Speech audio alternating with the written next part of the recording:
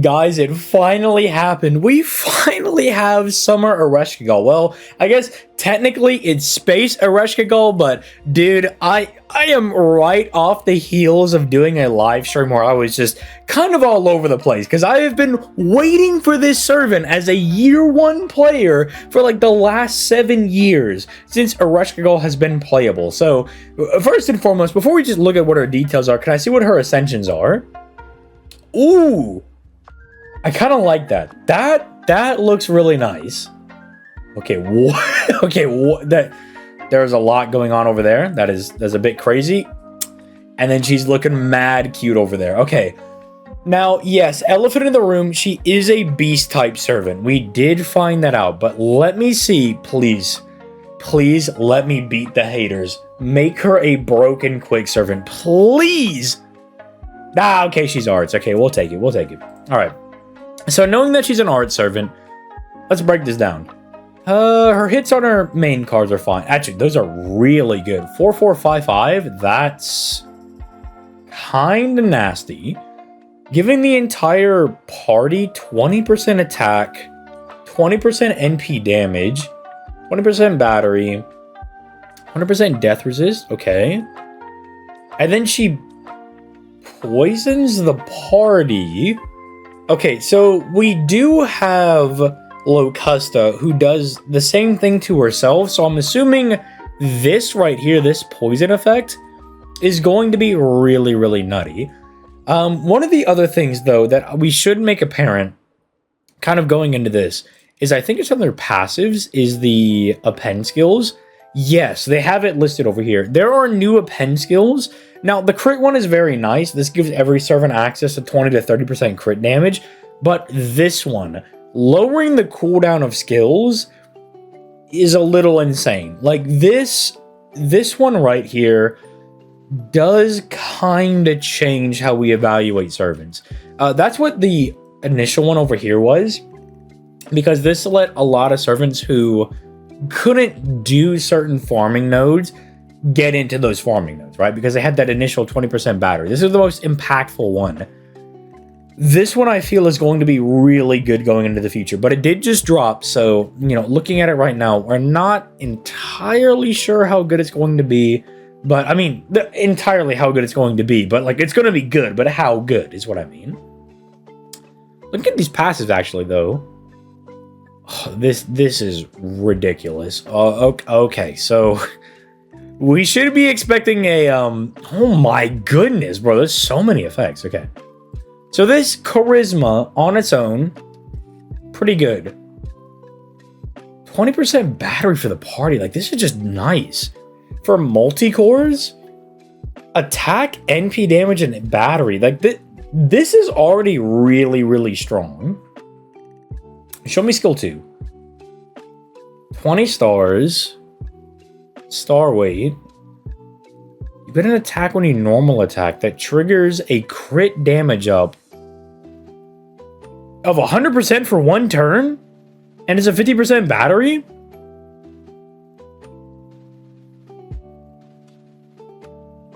That's a little disgusting. That's a little gross. So you bomb 20 stars, you suck them up immediately, and then, oh, whenever I attack, you know, think fast, chuckle nuts. Here's 100% crit damage on the follow-up attacks. We know her third skill is going to be an invincibility. We saw that on the live stream. So, in solos, does this proc mid-attack? So say your first attack, like let's say you do a Buster Arts quick chain, right? It's something that simple. You do a Buster, you hit, yeah, you know, it's whatever. You don't crit or whatever. But then your second attack crits. It gets that 100% crit damage for that turn. That's insane. That's ridiculous. That is very good. Invincibility. Oh my. Oh, it's not even the 1 turn. It's the 2 times for 3. That's really good. And guts? 3k heal?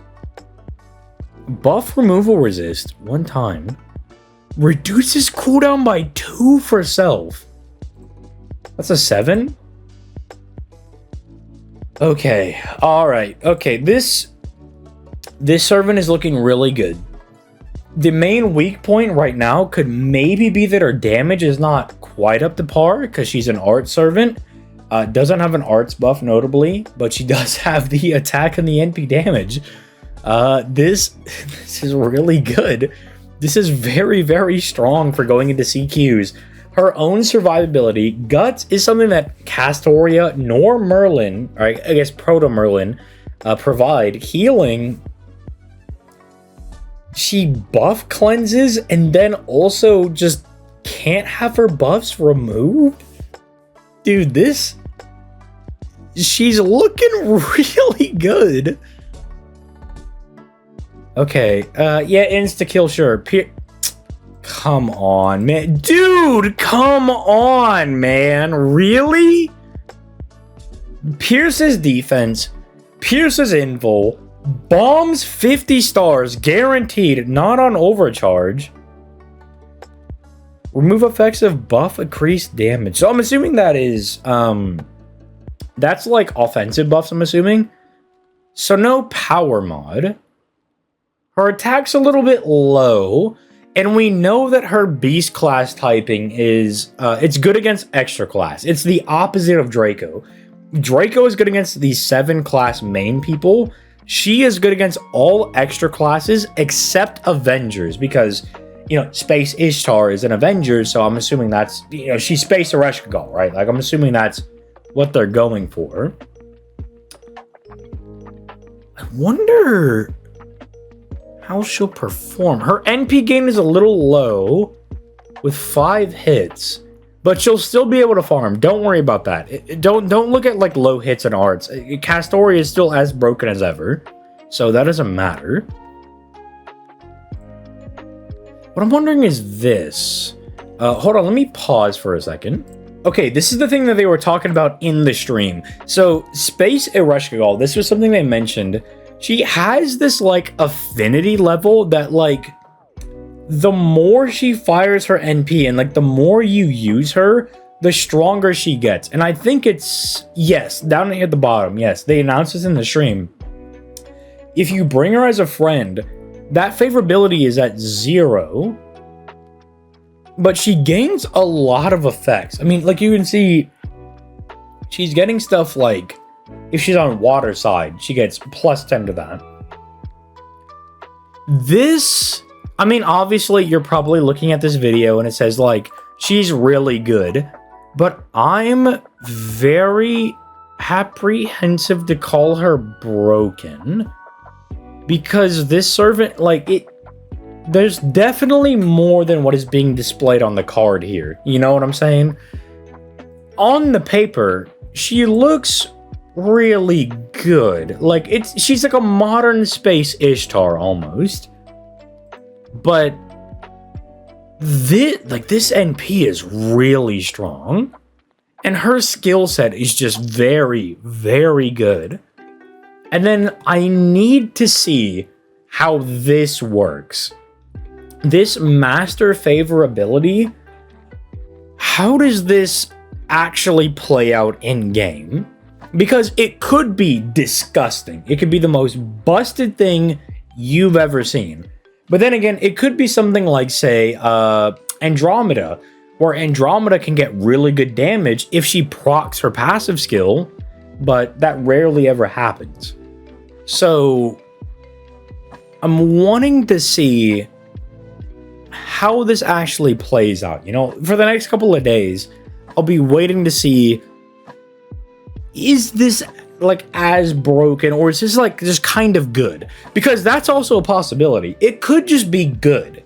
It might not be bad. It might not be broken. It could just be a good effect she has. And keep in mind, she's just immune for 3 times. And she gets 5% whenever she normal attacks. Dude, this is... She seems really good, but I'm going to refrain from saying she's broken in the title, alright?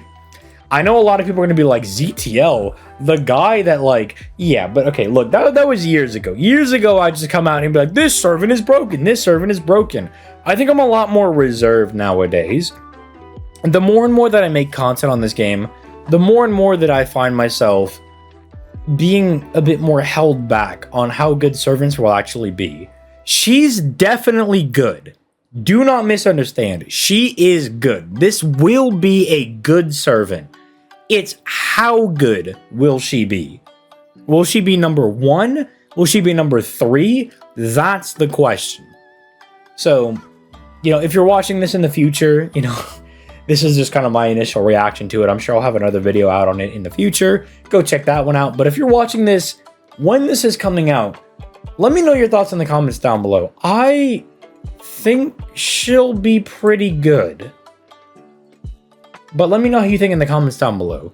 With that being said, I'll catch you guys in the next video. Peace, late guys.